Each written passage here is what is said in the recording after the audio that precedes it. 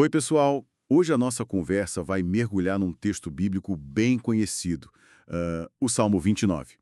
Esse aí, um salmo muito forte. E ele já começa com uma chamada bem interessante, né? Dai ao Senhor, ó poderosos, dai ao Senhor glória e força. É um convite direto, assim, para reconhecer a grandeza de Deus. Exatamente. Um chamado para reverência. Mas sabe, o que realmente pega a gente nesse salmo é como ele descreve a voz do Senhor. Assim, não é nada sutil, né? O texto usa, assim, a força bruta da natureza, tipo uma tempestade gigantesca, para tentar passar uma ideia dessa voz. Começa sobre as águas, é isso. Lembro de ler. A voz do Senhor está sobre as águas, o Deus da glória troveja. Uma imagem de poder que ecoa, né, sobre o mar, sobre os rios. Sim, é bem isso. E o texto repete, insiste nisso. A voz do Senhor é poderosa, a voz do Senhor é cheia de majestade. Essa repetição, não é por acaso. Faz sentido. Ela define o tom. Para aquele pessoal da época, uma tempestade era, tipo, uma das coisas mais impressionantes e às vezes até assustadoras da natureza. Com certeza. O Salmo pega essa imagem que todo mundo conhecia e eleva ela. Usa como metáfora para a presença divina, para o poder de Deus. E essa voz não é só um som, ela tem efeitos bem físicos, bem concretos no mundo. Exato. Por exemplo, diz que ela quebra os cedros do Líbano. Puxa, a gente está falando daquelas árvores enormes, né?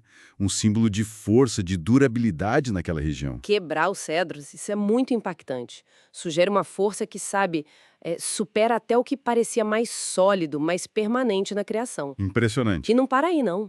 O Salmo continua, descreve essa voz fazendo montanhas inteiras, tipo o Líbano e o Sírion, saltarem como bezerro. Como se fossem animais jovens, cheios de energia. É quase uma imagem de terremoto, né? É verdade, uma imagem sísmica mesmo. É interessante como o texto vai acumulando essas figuras de linguagem tão fortes. Sim. A voz também despede chamas de fogo, que a gente entende como os relâmpagos, claro, Uhum. e faz tremer o deserto, mencionando especificamente o deserto de Cádiz. Ou seja, atinge tanto as florestas densas, com cedros, quanto regiões áridas, vazias. Percebe como o alcance é total? A voz de Deus não fica restrita a um lugar só ou a um tipo de ambiente, ela, tipo assim, reconfigura a paisagem. É isso. Diz que torce os carvalhos, que são outras árvores super fortes, e desnuda as florestas. É uma demonstração de poder que cobre e supera tudo que era considerado grandioso no mundo natural deles. E diante de tudo isso, dessa força toda que parece capaz de, sei lá, remodelar o planeta, qual é a reação das pessoas que o Salmo descreve? Ah, aí tem um ponto muito importante. No meio dessa descrição toda, que parece quase caótica, né? O texto diz: "E no seu templo todos clamam glória." Interessante. Mesmo diante desse poder que parece esmagador, a resposta no lugar sagrado, no templo, é de reconhecimento, de adoração. Não é só medo, entende? É reverência diante daquela majestade toda que se manifesta. E seguindo essa ideia, o Salmo apresenta Deus não como uma força descontrolada, mas como soberano, né? Exatamente. O Senhor preside sobre o dilúvio, o Senhor reina como rei para sempre. Quer dizer, mesmo aquele caos das águas primordiais, que o dilúvio simboliza, está sob o controle dele. Ele é um rei eterno. Essa afirmação de soberania é chave. Deixa claro que esse poder todo não é aleatório. Pertence a um rei que está no trono. E é bem aqui que o Salmo meio que nos surpreende com uma virada no tom, lá no finalzinho. É verdade. Depois de pintar esse quadro de força cósmica que quebra a árvore e abala a montanha, a conclusão é inesperadamente pessoal, íntima até. Exatamente, o Salmo termina dizendo assim: "O Senhor dá força ao seu povo, o Senhor abençoa seu povo com paz."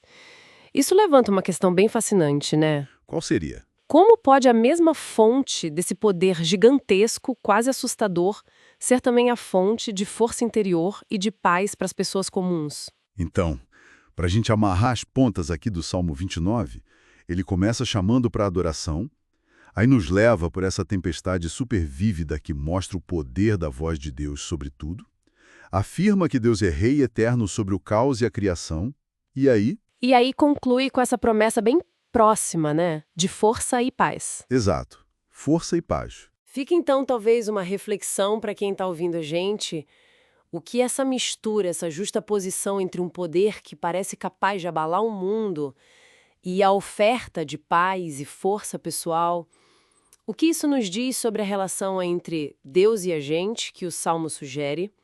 Hum. Como que a gente pode entender que essa majestade toda que faz o deserto tremer é a mesma que busca abençoar a gente com tranquilidade, com paz? É um convite a pensar sobre a natureza dessa força divina e, ao mesmo tempo, dessa paz que ele oferece.